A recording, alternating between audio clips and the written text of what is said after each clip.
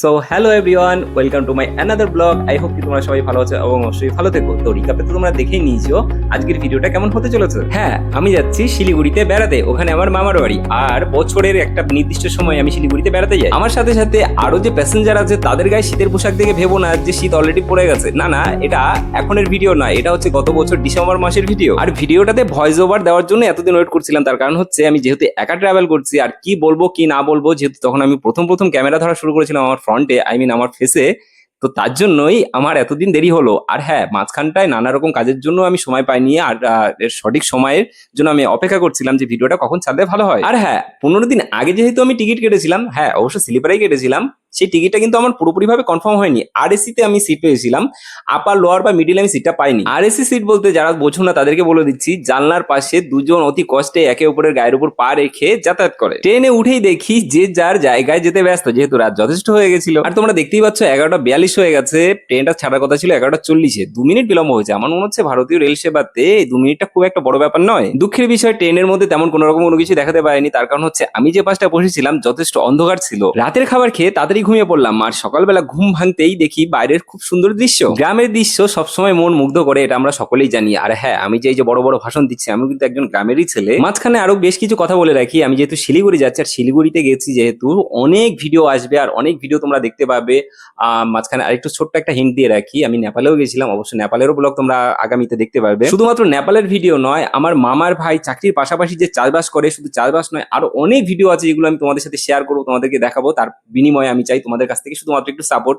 অবশ্যই যারা দেখছো ফলো করে দিও, আর ইউটিউবে যারা দেখছো অবশ্যই সাবস্ক্রাইব করে দিও। তো ফাইনালি রাঙ্গাপানি স্টেশনে নেমে গেলাম। জানি এনজিপিতে যাওয়ার কথা ছিল, কিন্তু আমি রাঙ্গাপানিতে কেন নামলাম অবশ্যই আগে বলবো। তার মাঝখানে একটু বলি, এত সুন্দর ঝলমলে সকাল পাওয়া, বিশেষ করে এই শিলিগুড়িতে এই ডিসেম্বর মাসে, আই মিন এত শীতের মাঝখানে, সত্যি চাওয়ার থেকে একটু বেশি পাওয়া। এবার বলি আমি রাঙ্গাবাড়িতে কেন নামলাম। তার কারণ হচ্ছে এনজিপিতে যদি আমি নামি, সেখান থেকে মামার বাড়ি পৌঁছতে কম করে 1.5 থেকে 2.5 ঘন্টা লাগবে। আর যদি রাঙ্গাপানি স্টেশন থেকে আমি যাই তাহলে কমসে কম 15 মিনিট। এই রাঙ্গাপানি স্টেশনে নামার কোনো রকম কোনো প্ল্যান আমার ছিল না, তার কারণ হচ্ছে এইখানটায় খুব একটা মেল ট্রেন দাঁড়ায় না, লোকাল ট্রেন দাঁড়ায় কিনা আমি সঠিক বলতে পারবো না। আর সম্পূর্ণ স্টেশনটা তোমরা দেখতেই পাচ্ছ একদম জনশূন্য, কোথাও কোনো প্যাসেঞ্জার নেই, শুধুমাত্র আমি ছাড়া। আর ডান পাশটা দেখতেই পাচ্ছ লম্বা ভীষণ বড় একটা মালগাড়ি দাঁড়িয়ে আছে, আমি জানি না এর মধ্যে কি মাল আছে। আর হ্যাঁ, ইতিমধ্যে ভাইকে ফোন করে দিয়েছিলাম যে আমি রাঙ্গাপানি স্টেশনে নেমে গেছি, সে আবার মাঠের কাজ কমপ্লিট করে আমাকে বাইকে করে নিতে আসবে। বাইকে করে নিয়ে গিয়ে সে আবার স্নান খাওয়া দাওয়া করে আবার বেরিয়ে পড়বে সে চাকরির উদ্দেশ্যে। তো যাই হোক, তোমরা দেখেই নিলে যে 10:30 অলরেডি বেজে গেছে সকাল।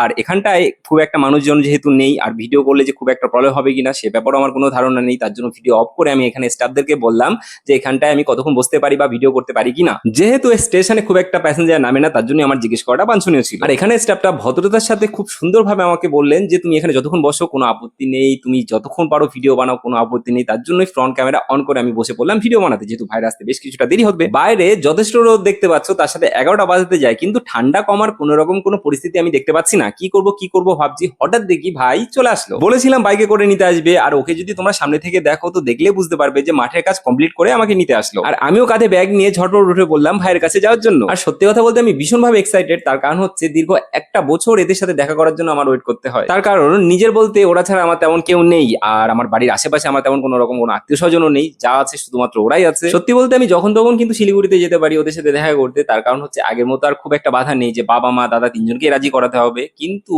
যেহেতু কাঁধে চাপ পড়ে গেছে, পুরুষ মানুষ বলে কথা, তো ছাড়ো সব কথাবার্তা।